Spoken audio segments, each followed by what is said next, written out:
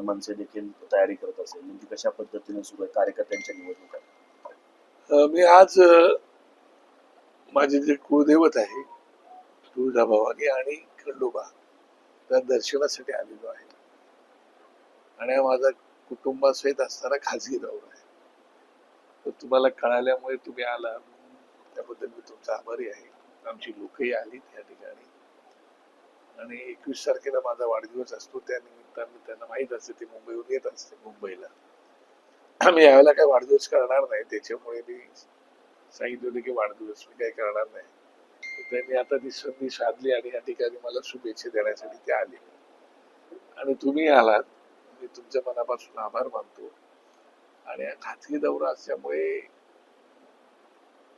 कुठल्याही विषयावरती बोलणं मला काही योग्य वाटत नाही. तर साहेब, हिंदी सक्तीच्या विरोधात आज बैठक होती मनसेची, काय सांगितलं? नाही, त्या बैठकीला मी सुद्धा होतो आणि आज पुन्हा होती. आज मी नाहीये तिकडे, परंतु बैठकीला कालच आमची बैठक झाली आणि त्या बैठकीमध्ये पूर्णपणे हिंदीला विरोध करायचा. हिंदी भाषेविषयी आमचं काही वावड नाही, परंतु ती राष्ट्रभाषा नाही, ती राज्यभाषा आहे आणि संपर्क भाषा आहे. त्यामुळे कोणत्याही राज्यावरती कुठलीही भाषा सक्ती होता कामा नये. कारण राज्य निर्मिती झाली त्यावेळेला भाषिक प्रांत रचना झालेली आहे आणि पुन्हा हे जर अशा प्रकारचं लागणार असेल तर त्याला विरोध हा कडवटपणे केला जाईल. एवढंच कालच्या ह्याच्यात राज ठाकरे साहेबांनी प्रेस कॉन्फरन्स घेऊन सांगितलेलं आहे. त्यामुळे त्याचा आमचा विरोध आहे.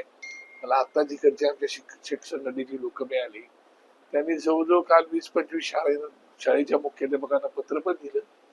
ते राजसाहेबांनी दिलेले पत्र आहे ते या विरोधामध्ये. आणि त्याच्यामुळे देवेंद्र फडणवीस आणि त्यांच्या सर्व मुख्यमंत्र्यांना त्यांच्या सगळ्या मंत्रिमंडळाला राज्य सरकारला आमची विनंती आहे, गरज असताना एखादा विषय वाढवू नका. तो विषय योग्य वेळेला संपवणं फार चांगलं असतं.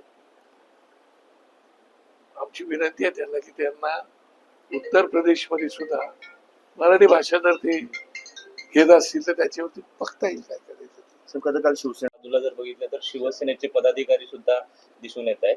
ही त्या दृष्टीनं चालू झालेली नांदी म्हणता येईल का? तुमच्यासाठी, तुमच्या माहितीसाठी सांगतो, या सोलापूर जिल्ह्याचा मी शिवसेनेमध्ये ज्यावेळेला होतो त्यावेळेला या सोलापूर जिल्ह्याचा संपर्क प्रमुख म्हणून मी आलो होतो.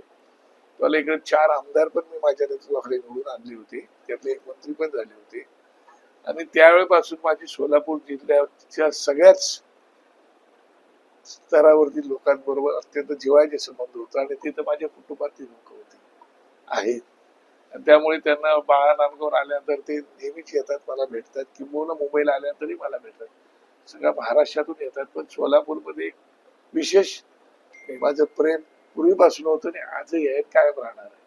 त्यामुळे ही सगळी मंडळी येऊन भेटत असतात. आपल्या प्रताप पण या ठिकाणी आलाय, महेश आले, ती सगळी मंडळी. त्यावेळेला प्रतापने आता मला आठवण करून दिली की साहेब तुम्ही मला त्यावेळेला शिवसेनेचा महाराष्ट्रातला एकमेव सभापती शिक्षण मंडळाचा तुम्हीच मला केला होता, तुम्ही साहेबांना सांगून केला होता. त्या काही जुन्या आठवणी असतात, त्याच्यामुळे ते आले होते, ते भेटायला येतात, ते प्रेमाने येतात. मराठी माणसं एकत्र येऊ नये म्हणून मालक आणि मालकाची नोकर प्रयत्न करतात असं उद्धव साहेब म्हणतात. आपल्याला वाटतं असं की मराठी मी माणसं म्हणालो की ते पक्षप्रमुख आहेत, त्यांना काय बोलायचं ते बोलतात. आपल्याला असं वाटतं, आपल्याला असं मी वाटतं? त्या विषयावरती नाही बोलू शकत. ओके. थँक्यू.